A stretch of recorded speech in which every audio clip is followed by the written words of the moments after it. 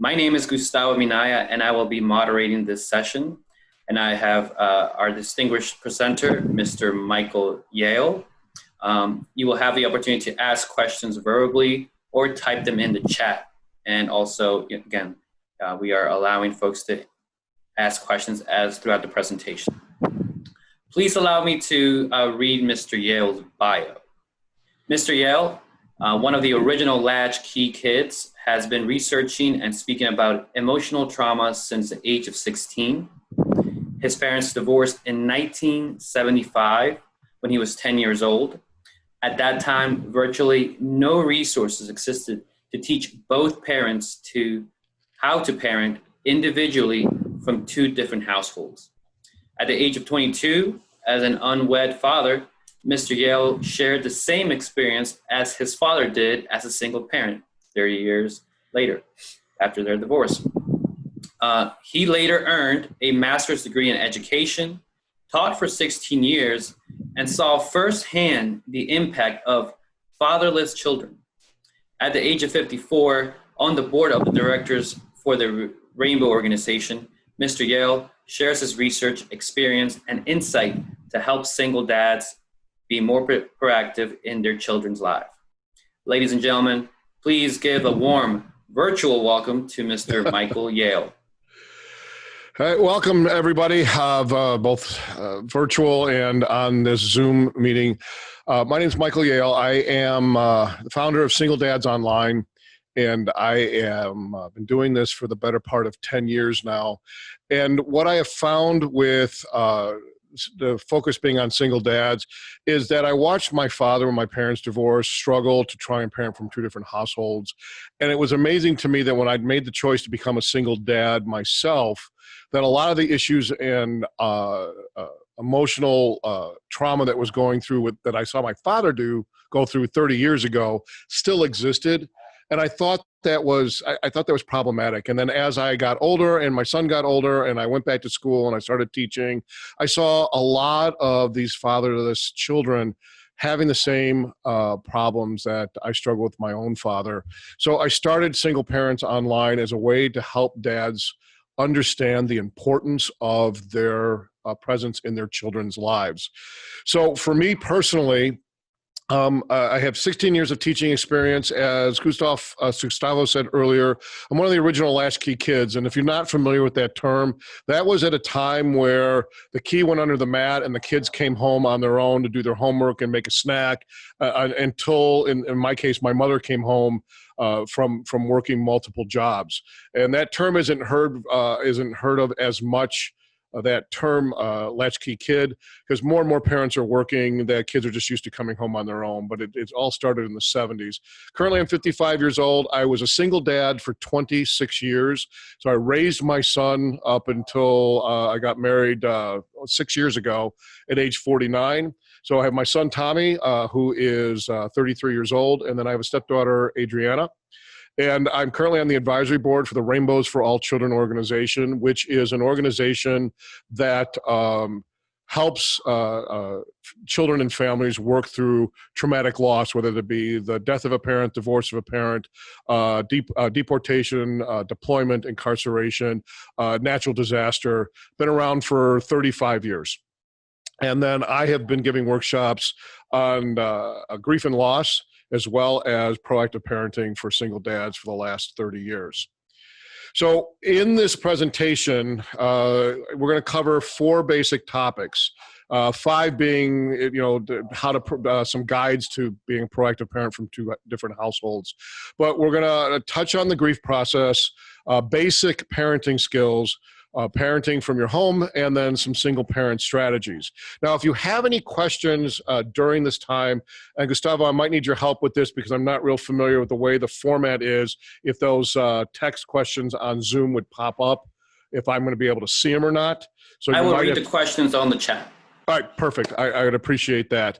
And then if for some reason you want to email me directly, my contact information will be available at the end of the presentation. And I'm happy to email this PDF presentation to anybody who would like it after the presentation is over. On each of the slides, there's a lot of information. I am not going to cover in detail that information. So that's why if you want that PDF afterwards, or if there's something specifically you caught on the slide that you want to see, then by all means, ask the question. So how does somebody become a single mom or a single dad? You either have a choice or not a choice. So choice is usually a divorce, unwed, foster, adopt. You choose to be that single parent. Maybe the circumstances didn't give you the choice, but it's still that choice was made to become a single parent. Also, you become a single parent by not a choice, the death of your spouse, spouse is incarcerated, deployment, or other parent abandonment, deportation, anything that takes that other parent away from you unexpectedly. Even under the best of circumstances, even if you and your ex-spouse are on the best of terms, that transitioning to a single parent household is not easy. As you look at this slide with some simple statistics, it is a proven fact today that the negative impact of single parenting and being a fatherless child is causing a lot of emotional and physical distress in your children as they get older. We're still sitting at about 48.4% of American families are traditional, which means the norm is non-traditional parenting. Households headed by single moms and dads, single moms have increased by 25%, by single fathers by 62% since 1990. That's a staggering statistic. 1.9 million children under the age of 18 have lost a parent to death. 50% of all children do not see their fathers after that divorce, and few have spent their father's night at their father's home in the past month. So all these statistics that are in here all support that it is important for single dads to be active in their children's lives, and to remember it's not your child's fault that this has happened, and you have to step up. When I became a single dad, I was very resistant to that. I wasn't expecting to be a dad. My girlfriend at the time got pregnant, and I thought the right thing to do, because that's what you did, was to get married. And I just felt that was probably not the best decision, and I was angry that I was becoming a father. So it actually took a hospital visit. My son was in the hospital, an infant son was in the hospital. And that's when I realized I need to step up. And I made a ton of mistakes, but I also had a lot of successes. And while it was a tough journey, I'm glad I did it. As we continue on with the presentation, and again, the statistics, just like I said, just show you how important it is for parents to be proactive in their kids' lives. The grief process is a process in which you and your children experience some sort of loss. Now, the grief process is an emotional thing that you go through, and it's also being labeled traumatic loss as well. There's no medical diagnosis that you're grieving. You can't go to the doctor, they take a blood test and say, yep, you're grieving. There's no end date for grief. Although long-term grieving may indicate a lack of support, there are no medications to treat the symptoms, or there are medications to treat the symptoms, but not the problem. So while your doctor can prescribe an antidepressant or prescribe something for a headache, it doesn't treat the problem. So it's kind of like putting a Band-Aid on a compound fracture. It might temporarily relieve the bleeding. It might give you the sense that maybe you're treating the problem, but it's not fixing it. So the bereavement issue or the grief issue, you have to work through the grief process. It can't be eliminated. Our society today is very much of the instant fix, and showing our vulnerabilities through grieving is something that society just doesn't like today. And I can't explain why. I know as growing up, as men, we're supposed to not cry and we're supposed to just deal with it. And I'll be honest with you, you might do that on the outside, but on the inside, it's killing you because you just can't handle it. Many dads go away from their children, not because they don't love them, not because they don't care about them, because they don't know how to deal or cope with the pain of that loss, of going back to that house that maybe you mowed the lawn on, or being treated as a stranger now and only seeing your kids a few days a week or on the weekends or maybe just in the summer, depending on what your visitation is. And they walk away from it because they can't handle the pain. You've got to work through it. There is not a single prior life experience that prepares you for the loss. And as we are getting older as adults and we experience other adversities and we lose a parent, we lose a grandparent, a good friend, it's still when it hits you, when it comes to grief and loss, emotionally, we were all children. So even though you might have experienced somebody dying that you knew, when your marriage ends or when your spouse passes away or they're deployed, your emotional state is that of a child. So when you are talking about grief, there are several ways that this is looked at. You've got bereavement, which is the state of being deprived. Grief are the emotions, and the mourning is the expression. So while those three terms are often used as synonymous to each other, it really does three different things. Grief affects you physically, emotionally, and spiritually. So one impacts the other. So if you're not emotionally healthy, you're not going to be spiritually healthy, and you're definitely not going to be physically healthy. You'll find with people that have lost somebody close to them, or you're newly divorced, or your kids are now in a single-parent environment, they tend to get sick more often. They're more distracted. They tend to act out because they don't know how to process all these feelings. The grieving process, I'm going to base it on a book written by Dr. Elizabeth Kubler-Ross called On Death and Dying. She published it back in 1969. Her link was to study dying patients that are terminally ill to see how they work through to the point of where they finally do pass away. So she studied the terminally ill patients and then their families. Once the terminally ill patient passed away, then she turned that study to the parents. And from her findings, the grief process was created. So there are a ton of experts out there that have the grieving process as many as 20 or 30 steps. There are some as few as 2 or 3. For the sake of this presentation, I'm going to link on the foundation of her 5 basic forms of grief. Denial, anger, bargaining, depression, acceptance. Denial is just as it sounds. It's not happening. My parents are going to reconcile. Even denial that the mom or the dad has passed away. Or has been deployed, or has been incarcerated, or deported. It's just a denial of what's going on there. Then the anger hits. Why me? I go to church every day. I do my chores. I go to work. Why me? Bargaining, I would call it the what if stage, which is pretty much saying, what if I do this? What if I do that? And if you are a spiritual person, a lot of times you make a lot of deals with God on, well, if I do this, then can my parents, not be sick? Or if I do this, can my parents get back together? I know when my parents divorced, I used to go to my mother all the time. Well, if dad did this, would you guys get back together? Or I'd say to my dad, if mom did this, would you guys get back together? There was always a deal making trying to restore back to what was considered normal. And as I said earlier in the presentation, even under the best of circumstances, this is the norm for your children. And even if it was a horrible thing, your guys were always fighting and arguing, and it was just, day after day, to your children, that was a normal routine. I know when I went back to school, I would ask my friends, did your parents fight? Oh yeah, my parents fight all the time. Or did your parents do this? Oh yeah, it's all generic questions, because as children, we don't ask those details. There's no gray area. The light switch is on, the light switch is off. Then the depression piece of this hits is just kind of the reality check that has happened. What's the use? My parents are split up. This is my life. I'm miserable.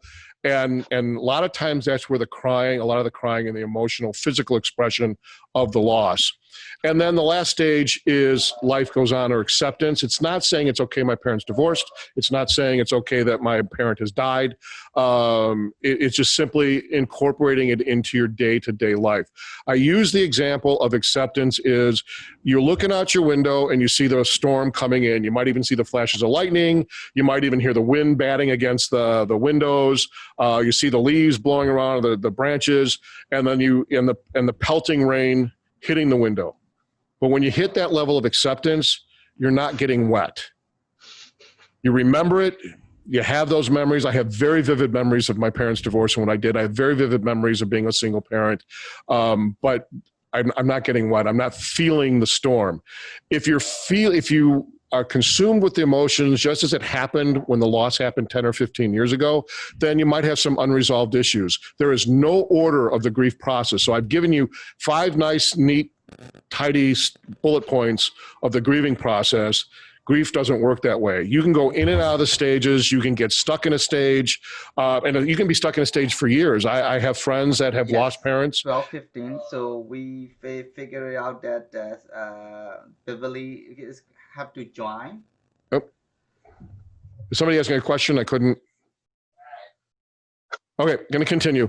There's no order of these stages of grief, and you have to go through all of these stages to get to acceptance. And you may bounce back and forth, and you may also I'll get stuck in a stage. And like I said before, I have friends that have said to me things that they're just stuck. They relive it in that certain stage because they haven't been able to move on.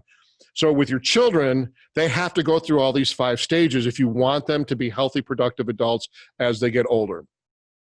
Now, with children and adolescents especially, I've incorporated 5 additional stages in there, and you can take, and I put them in red, and you can take those 5 and you can probably pigeonhole them into the 5 basic stages, but they tend to hit a lot of this, the guilt that they've done something wrong, which is unrealistic, the fear of what's going to happen next.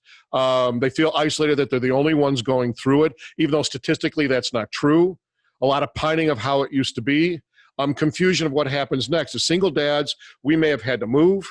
We may we have a different environment. You might move every year, going from apartment to a house, depending on what's going on. So the confusion of how the family dynamic is going to work, how holidays will work. So we just have to be, the key word is patient, and work through these stages. It's real important to go through them together with your kids, age appropriately to talking about your fears, how you're thinking, how you're feeling. Hey, the one thing with grief that sometimes we forget, so while we know it's out there, we know a lot of people go through it, it's personal, it's all individual on how it's impacting them. It defies all logic. Each person's grief experience is universal, but it's as unique as a fingerprint. So you need to understand that while you're going through it and your friends say, oh, I went through it, nobody feels it like you feel it because it's personal. All your circumstances are unique, and you have to be respectful for that. Even if your child comes back to you 20 years after the loss and they're adults and say, I need to talk to you about this, you have to be willing to come back and listen to what they're thinking or feeling. That just creates a healthier environment overall and emotional stability for your children as they get older.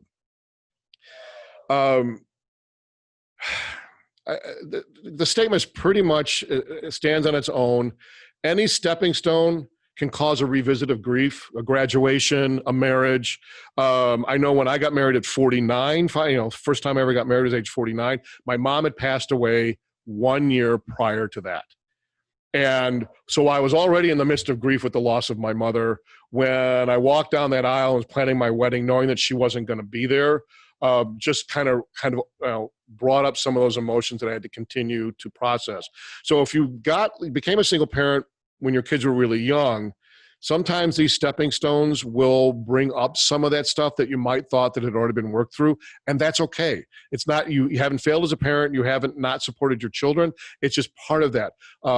If you get divorced or you become a single parent when they're little and they hit adolescence, that's a milestone, and then they're going to start revisiting some of that stuff and wanting to talk about it. When they become adults, when they're thinking about getting married, I know the biggest fear I had when I got married was, am I going to fail like my parents' marriage had failed?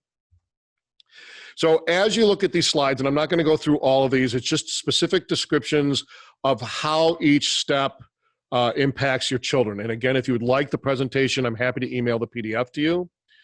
So all of these stages in here impacts their education, impacts their day-to-day interaction with people, impacts their self-esteem.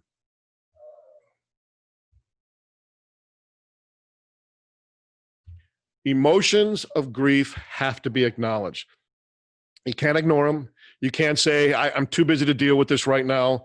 And that goes for the single dads as well. You have to acknowledge that pain. While I know you need to go to work and you need to earn a living and you got to help your children with their homework, you still have to acknowledge your own pain, because if you don't acknowledge your own pain, how do you expect your children to acknowledge that and to work through it? If you can't work through it, and single dads, you might even have noticed this, you might have increased alcohol consumption, you might do some more shopping, you might get into another bad relationship right away. But all too often, unresolved grief then becomes an expression through alcohol, drug abuse, depression, illness, fear of relationships, unbridled anger. So you can't rush it. They have to work through it. As single dads, you don't want to hear, it's going to take years to work through this grieving process with you and your children. You don't want to hear it. Nobody wants to hear it. How do you want to hear that the pain and the gut-wrenching feelings that you have are going to go on for a year or go on longer? But you have to work through that. Excuse me, Mr. Yale. Yes. So on the previous slide you were just on, you were talking about acknowledgement, but the opposite of that is denial, correct? I'm sorry. Can you repeat that? I didn't hear you quite. I said in the previous slide, you wondered about the acknowledgement, that you have to acknowledge that you have something to overcome. I think you were talking, is denial, how do you handle the denial part to get to the acknowledgement? To get through the denial piece of that loss, it takes about 3 to 6 months for that denial to actually happen. Especially if parents are still alive, it's a divorce instead of a death. That denial, it's just in there. So as single parents, you can't yell at them and saying, "Hey, we're getting divorced. We're not going to be getting back together. Deal with it." You just have to answer their questions, and as they continue to ask those questions about reconciliation, you just got to give them the answers and as honest and age appropriate as you can get. Denial is usually overcome after their questions get answered. So what I'm saying is, they say, well, what if I clean my room more? Or what if will you and mom get back together? You just say, well, it takes a special kind of love for moms and dads to stay together. Your mom and I don't have that. We love all of you guys together. But right now this is the best for the family, and they'll even get angry at you that you're discounting that it's over. So you just have to just be patient. Listen is probably a key word, because as adults we want to fix it, and listen and just answer their questions, and they will get to that next stage or finally get past the denial part. When it comes to a death of that, the denial is they go on like nothing's happening, like mom or dad's going to come home.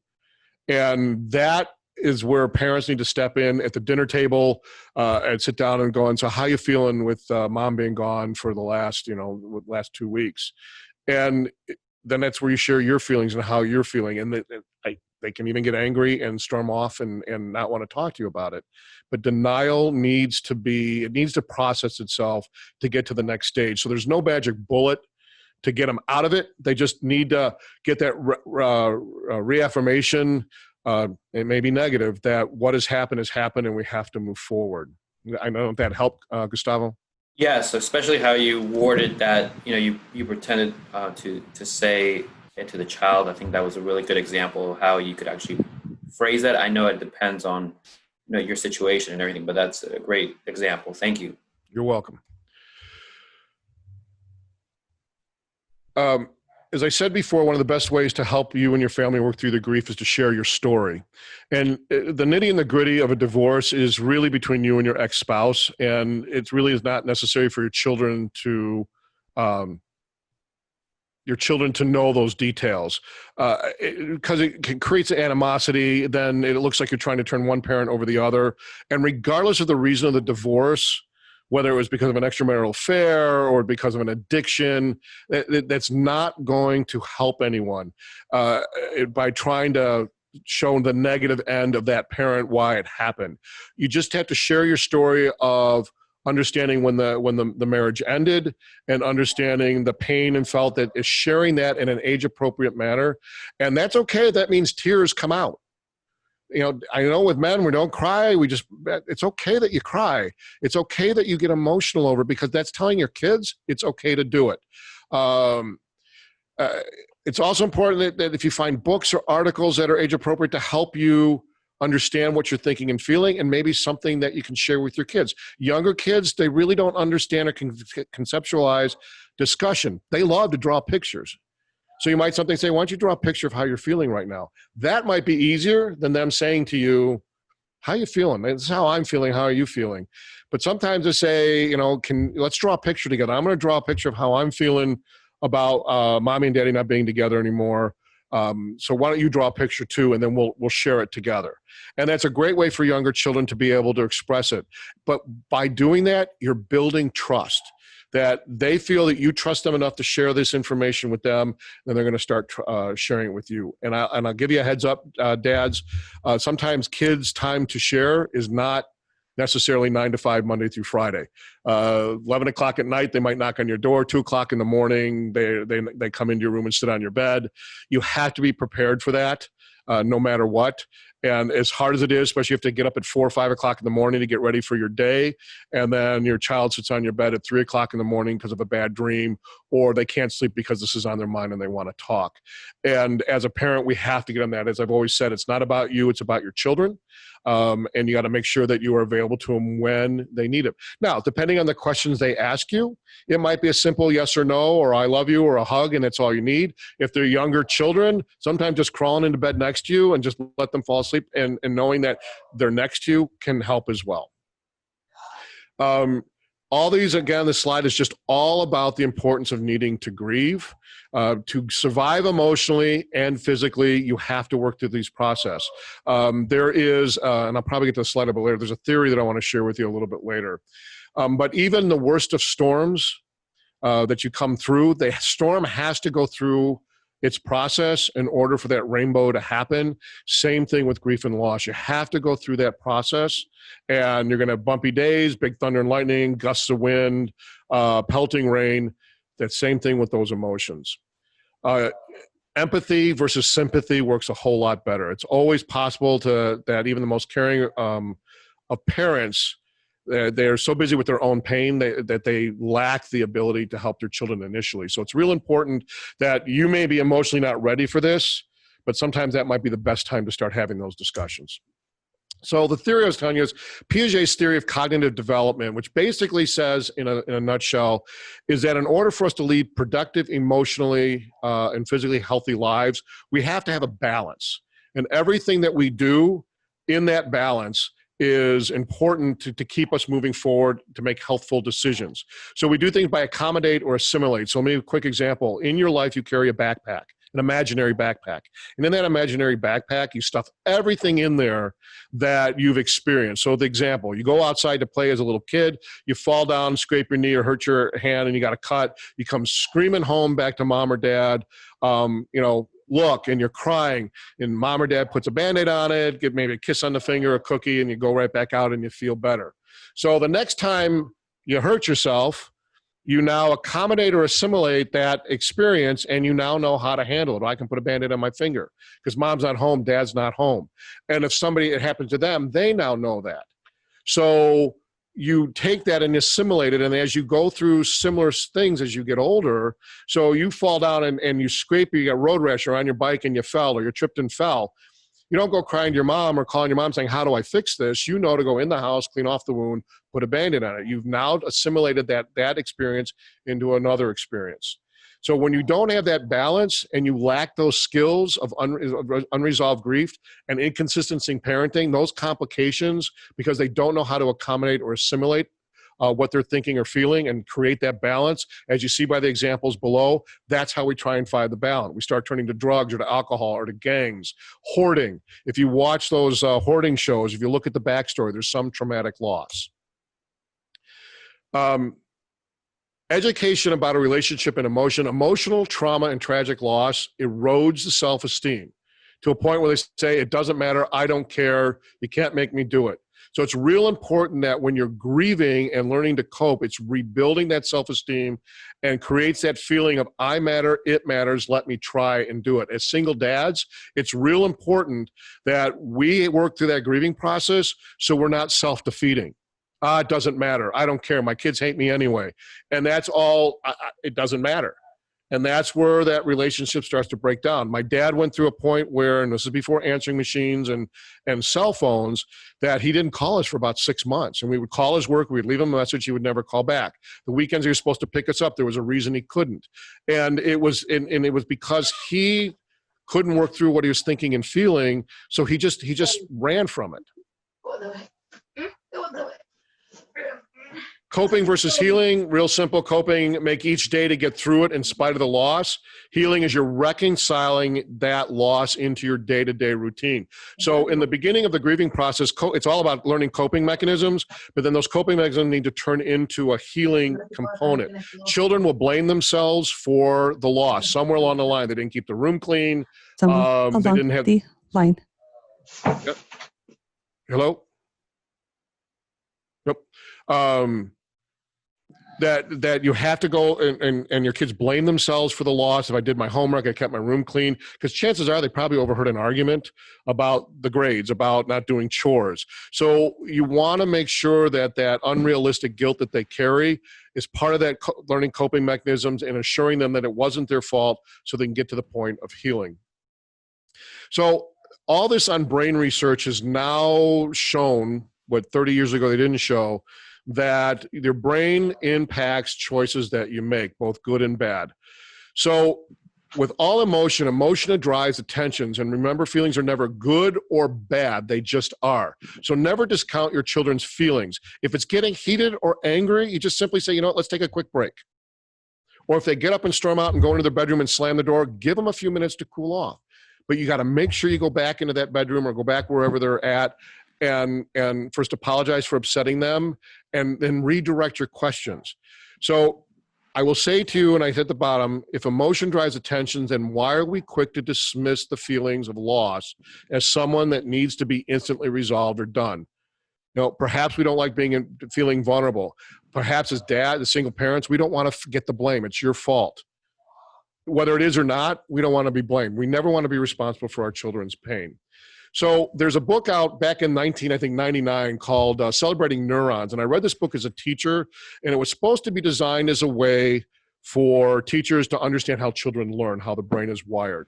But something from the book stuck out in my head in terms of grief and loss, is that we have a fight or flight mode instinctively built into us, physically fleeing or physically fighting. Well, over millennia of evolution, and as in certain communities, you don't necessarily have the fear of your life on a physical level, that the stress mechanism can't differentiate between a physical and emotional danger. So basically what that means is that you saying to your children, mom and dad are getting divorced, or mom has died of cancer, or dad is being deployed overseas, is just as emotionally traumatic as somebody holding a gun to your head and saying, give me your money or I will kill you. And you might think that is an extreme example, but it's not. Because that's how it impacts you, and that's how it impacts your family, your children, especially when you're not understanding the circumstances behind it. Chances are your children don't truly understand why you really got divorced, because again, what they observed was normal.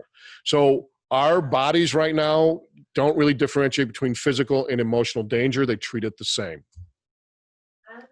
When you're parenting from two different households, all of these things that are in here are tools to help you be better parents collectively. And I know it's sometimes on a wish scale that you have a good working relationship with your children's mom, but sometimes it doesn't happen. So I'm not going to go through all of these. I'm just going to highlight some of these. But traditions that you had, you're going to need to start new traditions or modifying their traditions as a great way to work through the grieving process. Both parents should, in a perfect scenario, should try and live within the same children's school boundaries. Because then if you go visit the other parent, may not necessarily be disrupting the school schedule. Sometimes when you go visit, like my son would visit me and I had to take him to school. I had to drive 45 minutes one way to get him to school. So if you can stay within the school boundaries, it works a little bit better.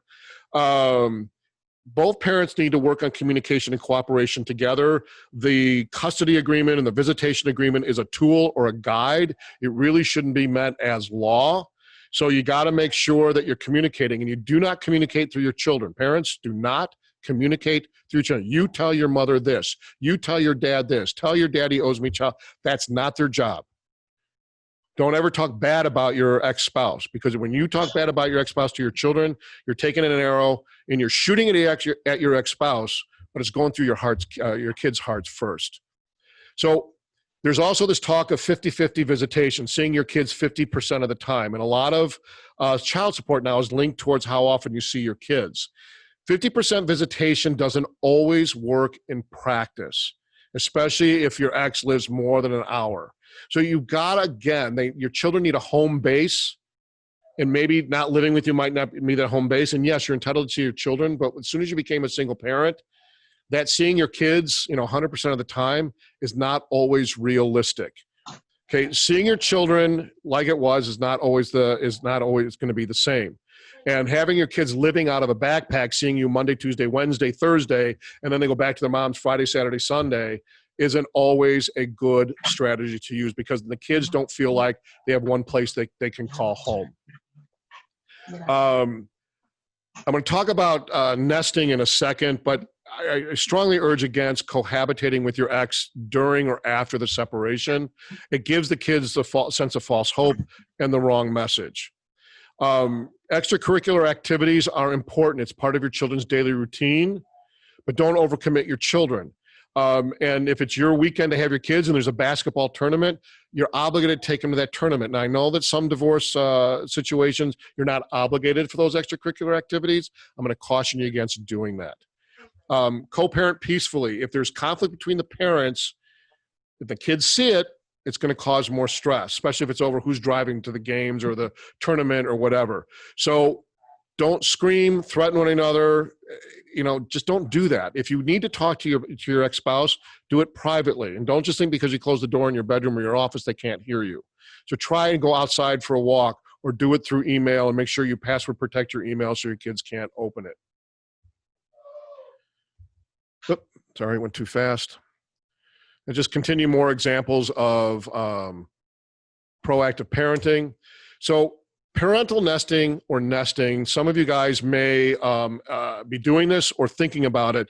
So you keep your marital home. You keep the home that you got married in and your kids are being raised in, and that's where they live full time. And then the parents take turns living in the home while the other parent will then move into an apartment somewhere. And then in theory, it's keeping your children from uprooting them with all the changes. They're still in the same house, same school district, same set of friends. You're just changing back and forth who's living there. So on a piece of paper, this might be an alternative for you. But there are some things you need to keep in mind. So the downside of that can be expensive, because not only are both parents now, if they're using the marital home, responsible for half the bills. So when you're living there, are you responsible for all the bills, or are you going to pay half those bills plus the rent that you're paying in an apartment? So it can be very expensive to maintain. There's no long-term, it's not a long-term solution. You can't keep this up, because especially if the parents start to date or get remarried, is this going to work? So if you get remarried and you go back into the marital home with the dad and the new wife, what is the perception of your children? That's what you got to look at here. What are your children seeing? Or if you're dating and you bring the girlfriend home, same thing with the moms. They bring the new boyfriend home or dinner, or they get remarried. It sends a lot of angst down the wrong way, potentially sending wrong messages, and sometimes it gives false hope of reconciliation, because you're still in the same home, you're taking turns occupying it. And sometimes kids might think that there's a hope that you guys might get back together again. Never really severs the past from the present. So when you become a single dad, you're kind of ending that part of your life. It's like the death of a relationship, and you're starting a new life. So when you have the nesting, it never really severs the past from the present. It kind of keeps them together. And again, in the long term, it may create confusion, especially as your children get older. Some of the basic parenting skills that we all had as a kid still work. Establish a routine, supervise and schedule their activities. Just don't, just don't, I call it Disneyland dad, or don't give them whatever they want. You control those activities, boundaries, curfew, social media time, health, both your health, mental, physical, education, as well as their health. Create those basic parenting skills. Control their social media, control their computer time, their phone time. So all of these slides here are all just other examples of how you get that routine. Bedtimes are important. I know it's real easy for parents to say, go bed to what you want, because you want them to have a good time when they're with you. You've got to have those structure.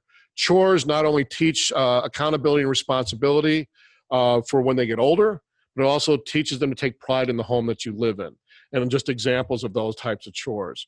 Homework needs to be consistent when homework. Curfew. Have to have curfew. Even your 17-year-old or 18-year-old needs to have a curfew, the rules of your house. Social media, we talked about that a little bit earlier. The access to television, and that includes parental controls, dads. Okay, because you want to watch Freddy Krueger, I'm probably dating myself with the movies, or some horror movie or graphically violent movie, because that's what you want to watch, may not be appropriate for your children to watch. And at the same time, use those parental blocks so when you're not at home or not paying attention to what they're watching on TV, that you try and curtail what they have access to. Now, with the way technology is these days, you can even deactivate your television altogether. Respect for adults, and that includes respecting your ex-spouse and respecting all the adults. It's always Mr., Mrs., Aunt, Grandma, Mom, Dad. Yes, sir, please, thank you. When you start letting your children call adults by their first name, and I know many adults don't mind that, but then you kind of put them at your equal level, and your kids are not equal to adults. That's a reason why you're responsible for them until 18. So it's always Mr. and Mrs. or Ms. And even if they say you can call them by first name, then it's Mr. Mike or Miss Danielle. But you want to keep the formality and the respect there. Unless adults, what you can tell your kids, so if an adult says something, you just tell your kids, if it's not putting yourself or somebody else in danger, do what they ask. Because some, parent or an adult would come out to you when I was a kid and yell at you for being in their yard or telling you to do something, you just do it. And again, unless they're going to hurt yourself or other people, and then you just simply say, instead of being a jerk about it, just say, excuse me, I don't feel comfortable with that. I'm going to go home to my parents now. Give up, make sure they give up their chair for somebody older. I mean, there's just other ways that you want to keep that respect, because what that's going to do is they're going to take that on into adulthood and pass it on to their kids. Again, your children's health.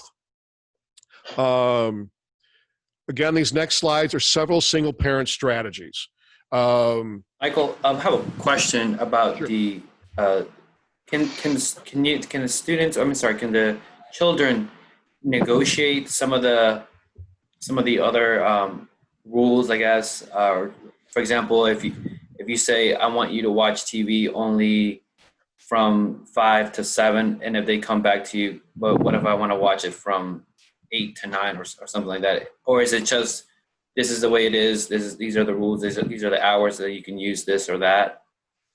No, everything's up for negotiation. When it comes to things like you just said, Gustavo, the show I want to watch is on from 7 to 8. And I know you said, TV's from 5 to 7. Mm-hmm. Can I have, I'll generically call it special dispensation to watch the movie.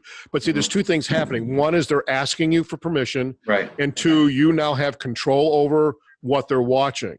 So if it's something you don't want them to watch and say, you know what, I understand that you want to watch a show, I don't think it's appropriate for you, that might start a whole nother discussion and argument, but then you're setting the boundaries so they know what they can do. So yes, Gustavo, all the rules are made for a level of negotiation. The younger they're at, you want to be careful how you do that, because if you do too much negotiating, it becomes a brain drain game. And you don't want a brain drain on it, because then you just get fed up and say, fine. So you want to make sure the boundaries are there, but a special circumstance or something you want to watch. When my son, now granted the internet was still in its infancy, I had him blocked. And he would say, well, Dad, you got me blocked from the site. I need to go to this website. I said, for what? And he explained to me what it was. And I said, okay, that's fine. So I unblocked it for the 2 hours he said he needed. And he was able to use it. So great point that, yeah, you can do some negotiation or bargaining on it, but you want to make sure that you don't turn it into a brain drain session. Did that help? Excellent. Thank you. Okay. Keep in mind, dads, child support is not a bargaining chip. Child support is for your children.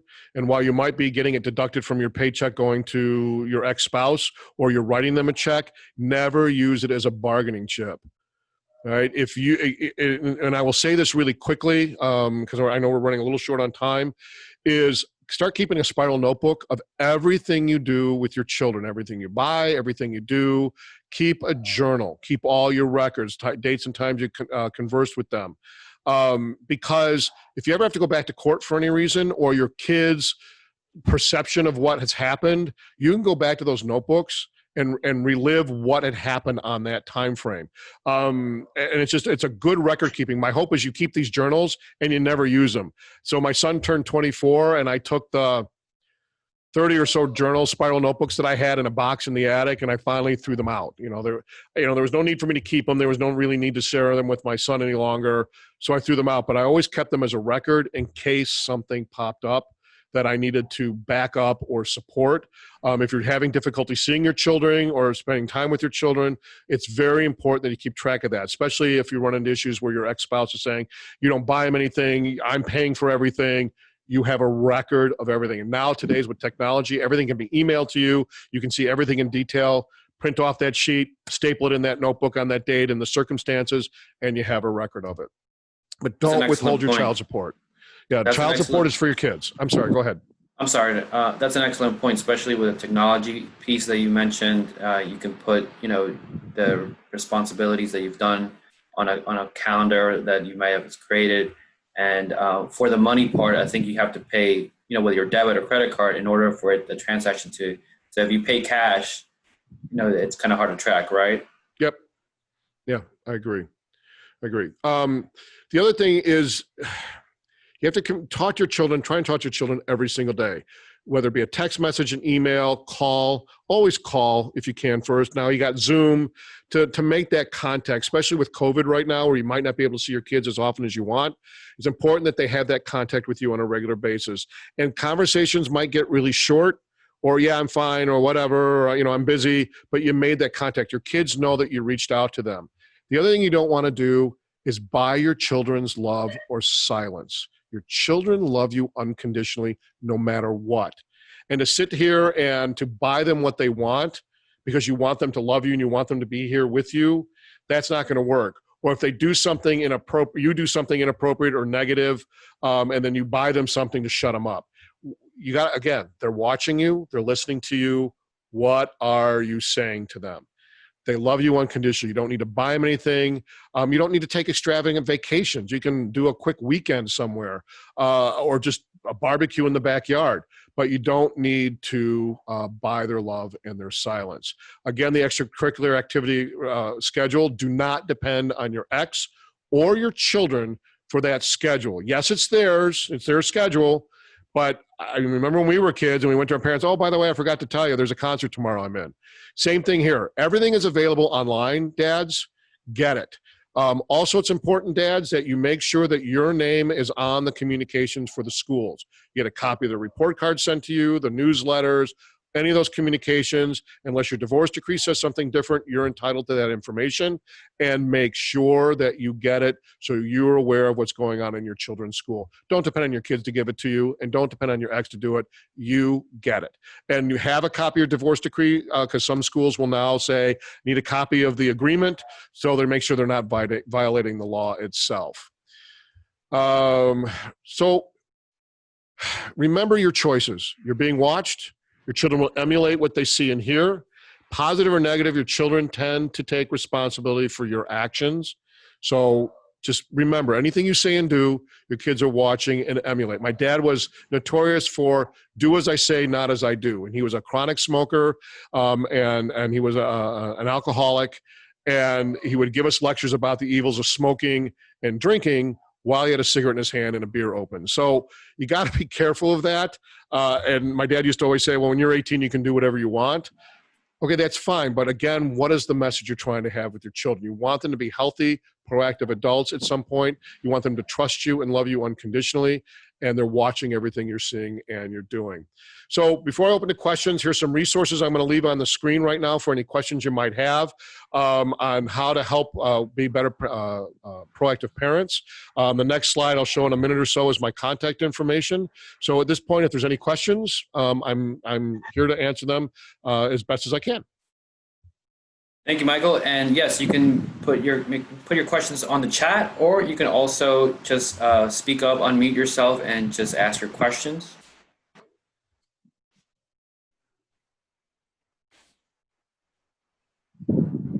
Not sure how long we wait for an awkward silence, but that's whatever we got is fine.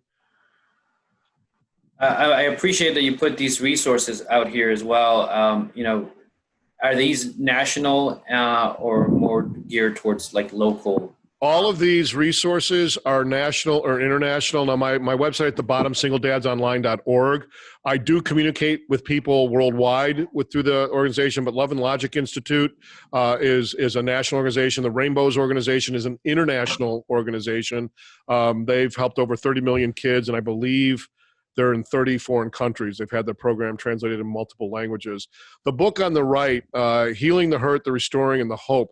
I will say this a little selfishly. Actually, my mother wrote that book. And if you read that book, it's going to give you a lot of history on me growing up. But it was a great way from a firsthand account of a single parent, what she went through to raise her 3 boys and things that she learned along the way. It's a great read. It's not a complicated read. And with my mom had passed away in 2013, I find myself referring back to that book when I do workshops and stuff for guidance on topics that I've been given. So it's a great resource tool. You can usually get those on Amazon. I do have some copies. I'm happy to get them out to you. And I also believe the Rainbows organization has copies as well. Excellent. Feel free again to ask your questions.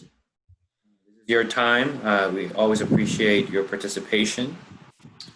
How are we doing on time? We have a couple minutes. I just need 1 minute to present an event. So if there's no more questions, I'll do that now. And yeah, we'll have this up for a moment.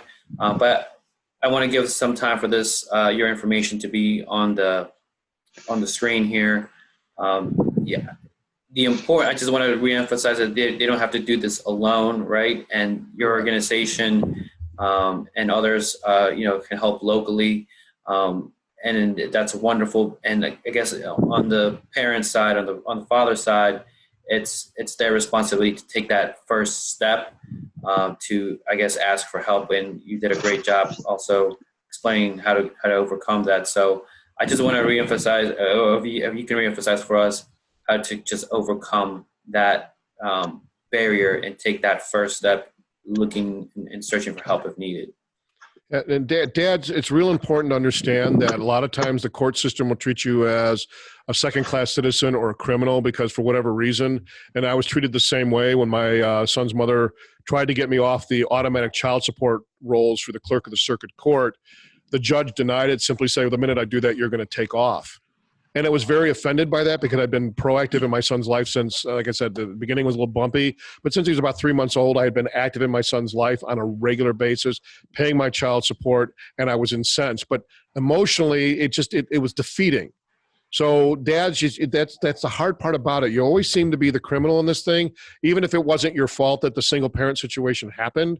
But for whatever reason, custody, visitation, all that, you always seem to be, mom is the priority. And I'm not saying that moms are bad parents, but dads, it's real important that you're awesome. Your kids love you unconditionally. They look up to you. And even as teenagers, when they're in the know-it-all phase and they think you're dumb as a rock, you just stay consistent in what you're doing and reaffirm them that you love them and to support them, and keep it even keeled, keep it the same, consistent in your parenting. As long as you stay consistent, even when life isn't consistent, you'd be surprised on what stability it's going to reach. The one quick last story.